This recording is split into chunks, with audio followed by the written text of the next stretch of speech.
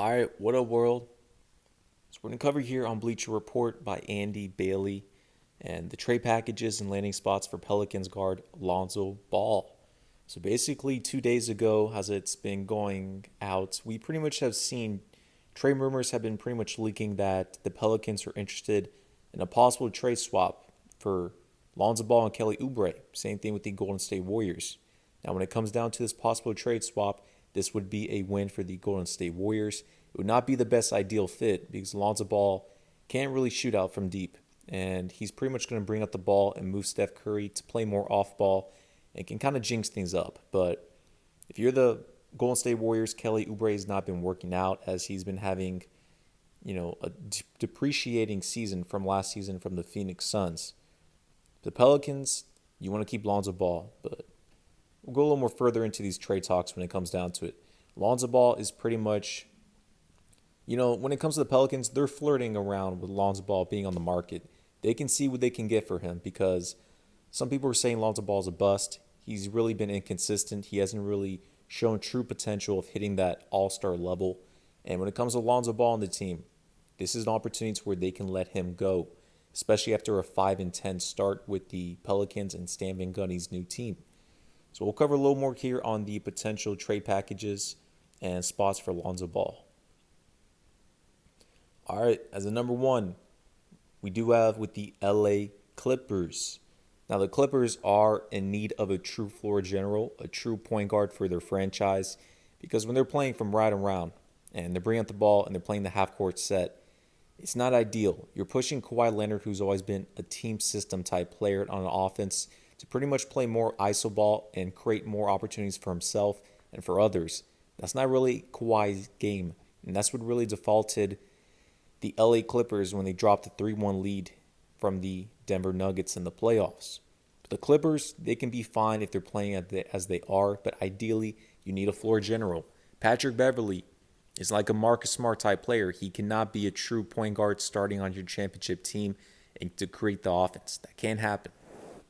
So Lonzo Ball would be an ideal fit. He is 6'6" as a point guard. He would work out defensively and let alone on the break. And Lonzo would love to hook up Paul George and Kawhi Leonard within the half-court set. So let's look into this trade proposal right here by Mr. Andy Daly. So the deal would be Lonzo Ball for Lou Will, Patrick Patterson, and a 2022 second-round pick. Now, if you're the LA Clippers, you make that trade in a heartbeat. When it comes to Lou Will, I believe he is around 32 to 34 years of age. I may be way off on that. I don't really remember, but Lou Will is not on his Sixth Man of the Year candidate award days anymore. He is far from that. It's been around a year or two since he's kind of depreciating from that. So if you're the LA Clippers, you definitely make that trade for Lonzo to get him. If you're the Pelicans, no way, no how you make that trade just for Lou Will, Patrick Patterson, and a second-round pick. That is disrespectful. If you're the LA Clippers, if you're going to make that trade for the Pelicans in return will most likely want to receive for Lonzo Ball, if anything, Zubac would have to be in the mix for that. I'm trying to think of the young cats they really have there. Clippers are more of a foundation when you have an older group. You would have to put Zubac in there. I can't really think who else would be really ideal for that team. Yeah, that's not really the case, but no. If you're the Pelicans, you don't make that trade. That's an awful one.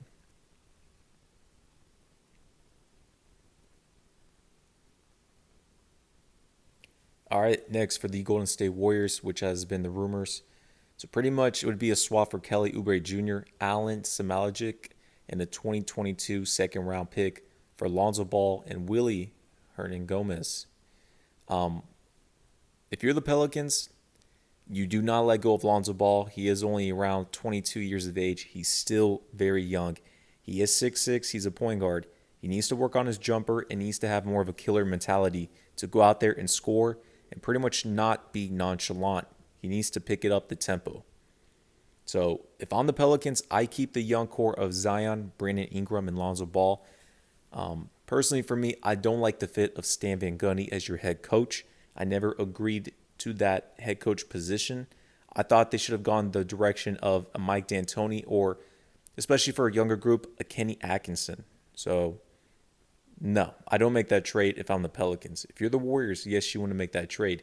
Kelly Oubre has pretty much dropped off his numbers since he joined the Suns to the Warriors. And Kelly Oubre is more of an ISO mid-range game and to drive in a couple times. He doesn't fit in that Warrior system. The Warrior system are pretty much Steph Curry, Clay, Dre, and three-point shooters, 3-and-D type players who play their roles. Kelly Oubre does not fit. And they only added him because Clay was hurt. So, no. No. The Portland Trailblazers. Okay, this is going to be interesting. So, the Portland Trailblazers would get Lonzo Ball. In return, they would give up Derrick Jones Jr. and a 2023 second-round pick. Listen, man. And I don't know what Mr. Andy Bailey's been on when he's been on here, but no, this is disrespectful. There's no way, no how the Pelicans give up Lonzo Ball for Derrick Jones Jr. and a second-round pick. No, sir. No. You're the Blazers. You easily take that. This has been pretty trash, this list overall. This is pretty trash. Let's jump into part 2.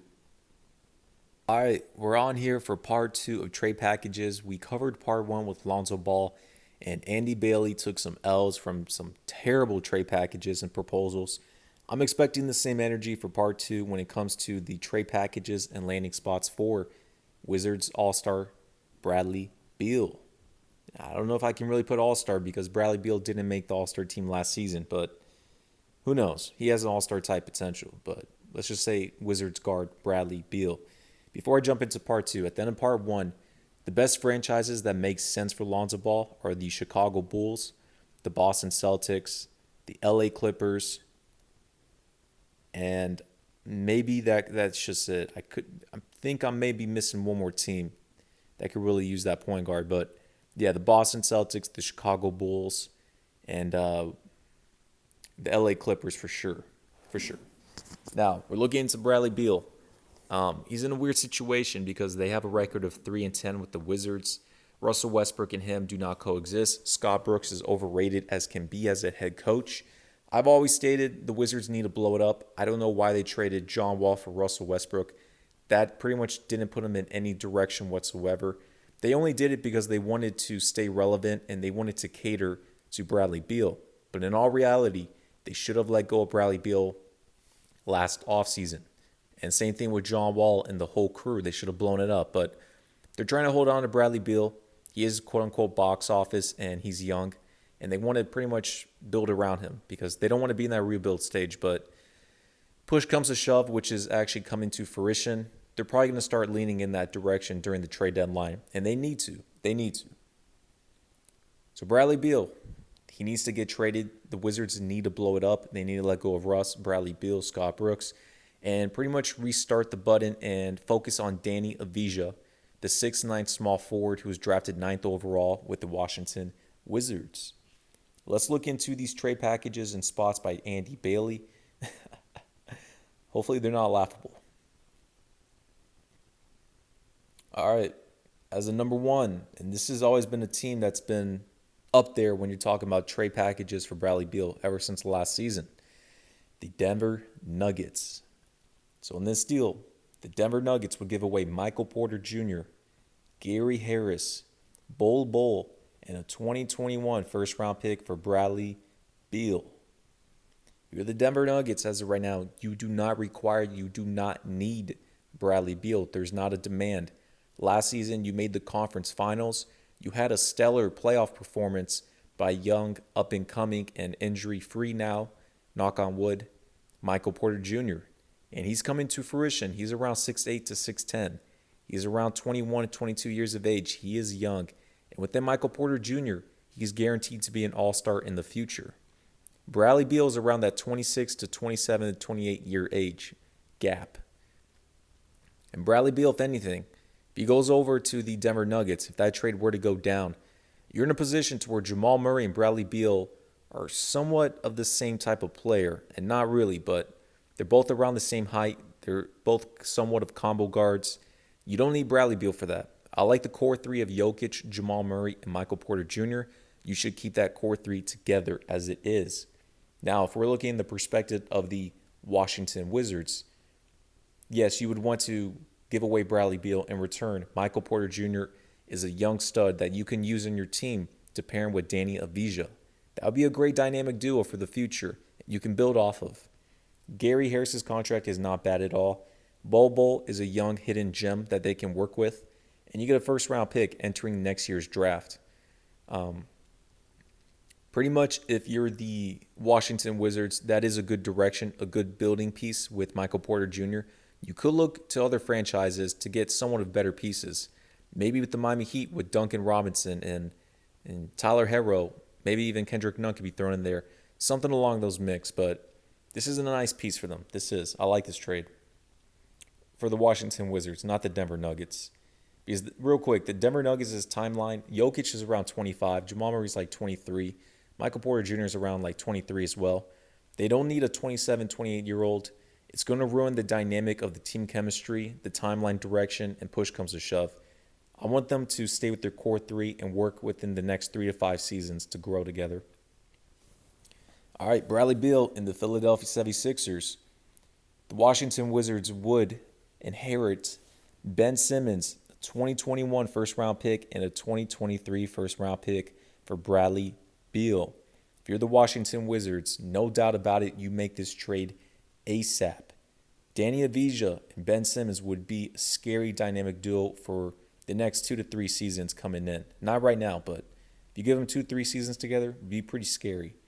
And with Ben Simmons, he would stay in the Eastern Conference. He would still be an all-star. And he can work with the Wizards. They would have some young pieces to finally build around Ben Simmons with shooters out there. If you're looking into the Philadelphia 76ers, there's no way why you make this trade. You have the top number 1 seed in the Eastern Conference. Joel Embiid is having an MVP caliber type season. If anything, he's top 2, top 3 when it comes to that voting. It's only been 15 games, though. But with Ben Simmons in the Philadelphia 76ers, Daryl Morey is not going to let Ben Simmons go for Bradley Beal. No. And Bradley Beal has proven he cannot guarantee you a playoff spot by leading your team. He has to be a number 2 guy. Now, even though you have Joel Embiid, who works well when you have shooters around within him, you still need Ben Simmons when it comes to that chemistry and someone who's 6'11 with defensive ratings. Bradley Beal would not be a good fit for the Philadelphia 76ers over Ben Simmons. I would not make that trade if you're Philly. All right, and last, you do have the New Orleans Pelicans. So Bradley Beal would be shipped off in return for Lonzo Ball, J.J. Redick, a 2021 first-round pick, 2022 second or first-round pick swap, 2023 first-round pick, and the 2024 first-round pick swap for Bradley Beal. If you're the Washington Wizards, you do not make this trade happen. You do not want to pair Lonzo Ball with Danny Avdija. It's not really, in any case, any way to do so. If you're the Pelicans, you want to make this trade happen because even though you love to grow potential of Lonzo, Brandon Ingram, Zion, they're in the position to where they're just focusing more on BI and they're focusing on Zion together as a dynamic duo. Anything surrounding around them would be ideal, and Bradley Beal will be a nice fit for that team. But for the Pelicans, they would have to give up more, and they don't really have enough assets to do so. Lonzo Ball alone with some picks is not going to do it. If you're the Washington Wizards, I don't want Lonzo Ball with Danny Avdija. You can rather in return, out of these trades, if you can get like Ben Simmons, if you can get Tyler Herro, Duncan Robinson, or any other young pieces, Michael Porter Jr., you do that. You do that. A lot of question marks are on Lonzo, which if I'm the Pelicans, I keep Lonzo, but it's too dry out there as of right now. It's too early within the season. Overall, these trades are but when it comes push comes to shove, the best spots I see Bradley Beal, as he prefers to be, would have to be in the Eastern Conference. If he were to go to the West, the Pelicans and Nuggets are somewhat nice situations, but the Denver Nuggets with Jamal Murray and Bradley Beal, too similar. If anything, the Pelicans would be ideal for his services. If you're looking to the Eastern Conference, adding in Bradley Beal to your franchise, couple teams could be thrown into there. I mean, the Indiana Pacers could really use him and maximize him to his potential, to him being more of a number 1 option to be in the playoffs. I'm not saying they would go far, but that's something they could use his services for. The 76ers, but you can't let go of Embiid or Ben Simmons. Maybe the Wizards will enlighten the trade and they'll hear out to where they can get some of the Sixers' young pieces and some draft picks. Now, that would be a nice core 3 for their team. And that would be ideal. If you have Ben Simmons, Joel Embiid, and Bradley Beal, that would be nice as well. If I'm thinking of other teams in the Eastern Conference, the Miami Heat may have to be in play after their 6-10 record, being one of the bottom teams in the East. That may have to be the move. But we'll cover a little more as rumors coming out, more speculation, more team rankings. We'll jump from there.